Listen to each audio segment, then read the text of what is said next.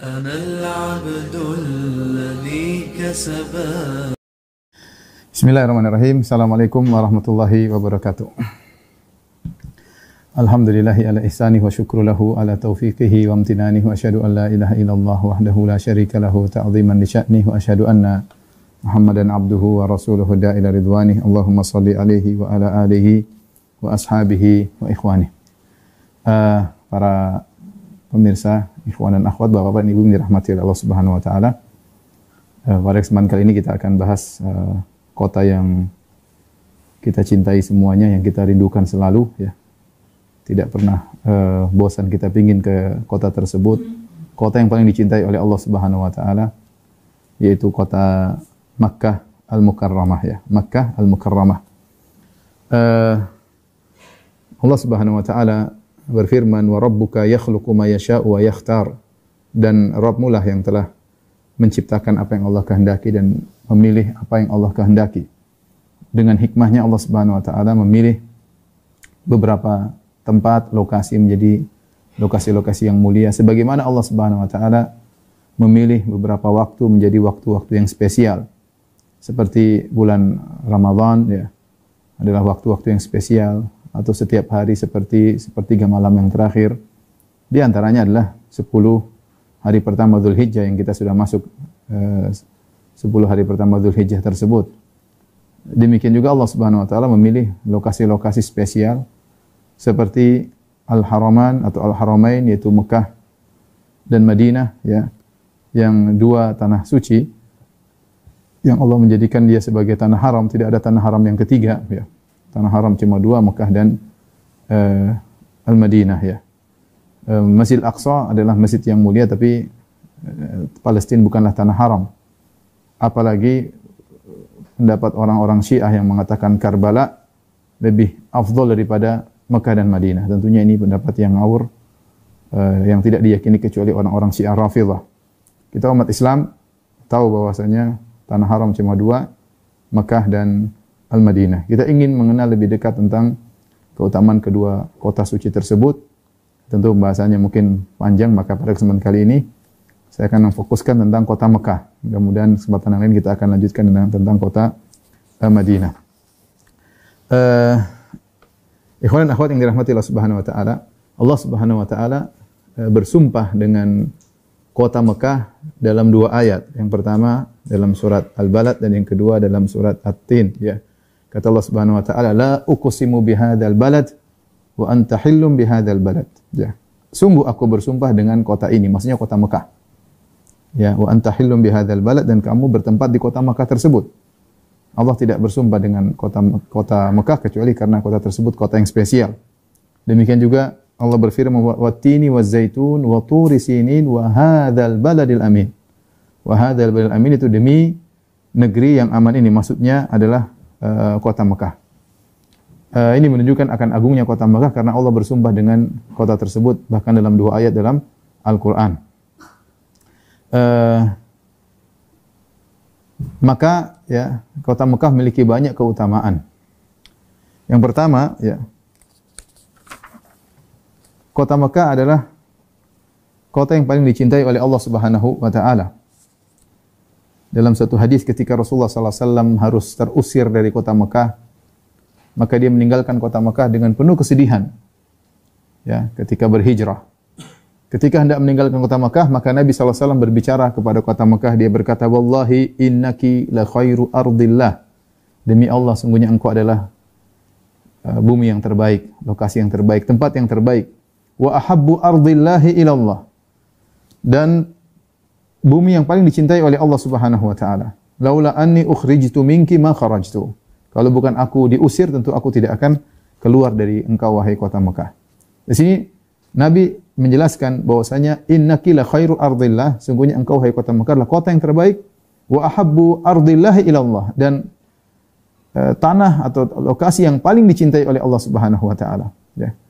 Subhanallah, perhatikan, Allah Subhanahu wa taala mencintai kota ini. Kalau kita lihat kotanya, kota yang gersang, ya, tidak ada keindahan sama sekali, ya.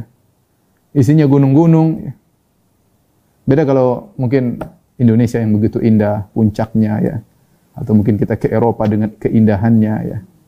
Ternyata Allah Subhanahu wa taala mencintai sesuatu ya, kota Mekah bukan karena keindahannya, bukan karena situ ada tumbuh-tumbuhan yang hijau, ada air terjun, ada bunga-bunga yang indah. Tidak, Allah tidak lihat dari sisi itu. Allah lihat dari sisi ini tempat ibadah.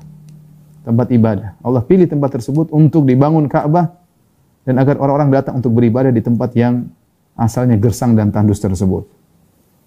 Maka ini memberi pelajaran kepada kita bahwasanya kecintaan Allah tidak terkait pada fisik, pada penampilan ya, tapi pada iman.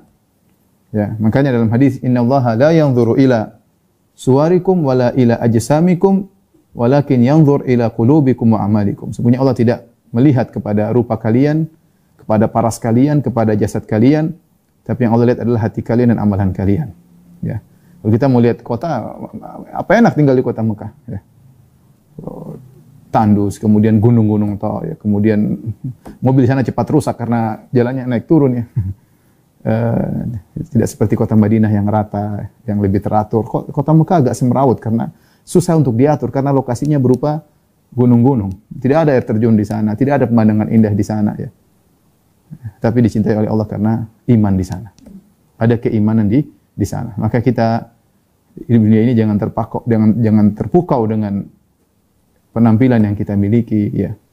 Baik bapak maupun ibu-ibu ya. Karena Allah tidak melihat kepada merek tas kita, Allah tidak melihat kepada merek jam kita, Allah tidak melihat pada model baju kita, Allah tidak melihat kepada ketampanan Anda atau kecantikan Anda.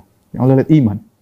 Walakin yanzur ila qulubikum wa amalikum. Allah lihat kepada hati dan pada amalan kalian. Itu yang menjadikan Allah mencintai seorang hamba. Allah tidak melihat kepada suku, Allah tidak melihat kepada warna kulit. Ya. Lihatlah, kalau Allah lihat pada penampilan fisik, maka kota Mekah mungkin nomor terakhir. Mana bandingan kota Mekah dengan Puncak Bogor? Jauh, Puncak Bogor luar biasa indahnya. Ya. Mekah apa yang mau dicari di sana? Kalau lihat dari sisi alamnya. Ya. Tidak ada keindahan sama sekali. Tidak ada keindahan sama sekali. Tapi itulah negeri yang dipilih oleh Allah dan sangat dicintai oleh Allah Subhanahu wa taala, dan dia negeri yang terbaik. Tapi di antara keistimewaan kota Mekah dijadikan sebagai tanah haram, ya. Haram, orang bilang haram, Masjidil Haram ya, tanah haram. Tanah haram maksudnya tanah yang diharamkan untuk dilakukan beberapa hal. Beda dengan tanah halal ya. Beda dengan tanah halal. Saya kasih gambaran sederhana. Tolong perhatikan. Jadi maksudnya tanah haram begini ya. Jadi misalnya ini Masjidil Haram. Masjidil Haram. Maka di sekitar Masjidil Haram, ini Masjidil Haram. Di sekitarnya ada tanah haram. Tanah haram ya, saya kurang persis apa namanya luasnya, tapi kalau kira-kira begini ya, misalnya begini ya. Maka ini tanah halal, di luar ini namanya tanah halal. Ini tanah haram. Nah, di sini ada pelang-pelang sebagai batas, misalnya tanah haram terakhir di sini ya. Nah, tanah halal yang paling dekat ya, adalah sebelah selatan ya, kurang lebih ya, dari Masjidil Haram kurang lebih 6 hingga 7 km. Di sini namanya Tan'im, Yang di situ ada dibangun Masjid Aisyah. Ya. Ada Masjid Aisyah. Nah, orang kalau ingin umrah harus masuk dari tanah halal ke tanah haram. Ya, tanah haram paling jauh adalah di Al-Hudaybiyah. Al-Hudaybiyah sekitar 20 km. Di antara juga di sekitar ada Arafah. Arafah juga tanah halal. Ya, di sini ada namanya Arafah sekitar sini. Ini juga tanah halal. Ini kurang lebih dari Masjidil Haram kurang lebih 18 atau 20 km. Kurang lebih 20 km tanah halal juga. Jadi seorang kalau mau umrah, karena umrah artinya ziarah dari tanah halal masuk ke tanah haram untuk ke Ka'bah di Masjidil Haram ya. Disebut dengan tanah haram, ini tanah haram berlaku aturan-aturan, diharamkan misalnya untuk menumpahkan darah, diharamkan untuk berburu, enggak boleh, diharamkan untuk menebang pohon misalnya atau menghilangkan duri-duri dari pohon. Bahkan diharamkan untuk mengusir-ngusir merpati, tidak boleh menakut-nakuti, la yunaffar, tidak boleh ditakut-takuti hewan-hewan di situ. Makanya burung merpati kalau di tanah haram tentram, aman ya. Karena kalau orang datang dia pun berani. Tapi kalau di sini mungkin kita dekati dia sudah kabur karena dia tahu mau ditangkap ini. Tapi kalau di sana enggak. Mereka merasa nyaman ya. Nah, sebagai isyarat bahwasanya kalau hewan-hewan saja harus merasa aman, bagaimana dengan manusia yang tinggal di tanah haram tersebut. Nah, tanah haram cuma dua dalam Islam, Mekah dan Madinah. Di luar tanah haram, tanah halal. Nah, tanah halal tersebut tidak berlaku aturan-aturan yang ada pada tanah haram. Ya, ini sekitar gambaran ya tentang Masjidil Haram, tanah haram dan tanah halal.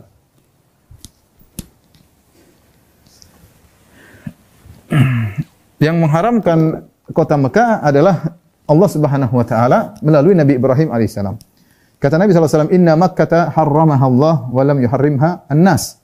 Sungguhnya Mekah itu diharamkan oleh Allah, bukan diharamkan oleh manusia. Fala yahilu limri'in yu'minu billahi wal yawmil akhir an yasfika biha daman. Maka tidak halal bagi seorang yang beriman kepada Allah dan hari akhirat untuk menumpahkan darah di situ. Makanya sebagian orang ketika mereka melakukan pembunuhan di zaman jahiliyah dahulu, ya, kemudian mereka sembunyi di tanah Mekah. Orang-orang jahiliyah dahulu juga mereka menggabungkan tanah haram, ya, sehingga mereka tidak membalas di Mekah. Kalau dia sudah keluar dari tanah haram ke tanah halal, baru mereka balas. Sementara dia masuk tanah haram tidak boleh. Ada aturan yang mereka sepakati sejak zaman jahiliyah, ya, bahwasanya tidak boleh menumpahkan darah di tanah haram. Wala ya'dida biha syajarah, ya. Dan tidak boleh juga seorang motong pepohonan di situ, ya. Fa in ahadun tarakhasa bi qitali Rasulullah sallallahu alaihi wasallam fiha faqulu innallaha adzina Rasulullah sallallahu alaihi wasallam wa lam ya'zan lakum wa inna ma udzina li fiha adzina li fiha sa'atan min nahar. Rasulullah sallallahu alaihi wasallam pernah menyerang kota Mekah dan itu hanya sebentar saja. Rasulullah diizinkan untuk memerangi orang-orang Quraisy di kota Mekah cuma sebentar di siang hari. Itu pun Rasulullah SAW tidak selamanya. Setelah itu kembali lagi haram seperti semula. Waqad adat hurmatuhal yaum ka hurmatiha bil ams.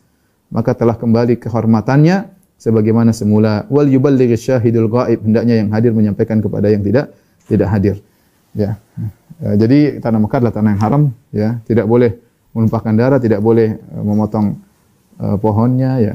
Kemudian dalam riwayat yang lain, hadis yang lain, la yu'dadu syaukuhu, bahkan duri yang ada di pohon tidak boleh dihilangin. Wala yunaffaru saiduhu, dan tidak boleh dikejar, ditakut-takutin hewan buruan di situ, ya. Tidak boleh, di antaranya merpati. Wala yaltaqitu luqatatahu, kalau ada barang jatuh enggak boleh diambil. Illa man arrafaha, kecuali orang ingin memberi pengumuman, ini barang siapa hilang. Kalau dia enggak mau, biarin aja, jangan diambil. Biarin kalau orangnya datang menemukan. Wala yukhtala khalahu, dan tidak boleh dicabut rerumputannya. Ini tentu aturan umum, tentu ada pengkhususan, tapi secara umum demikian. Mekah disebut tanah haram karena ada kehormatannya tersendiri dan memiliki peraturan-peraturan tersendiri.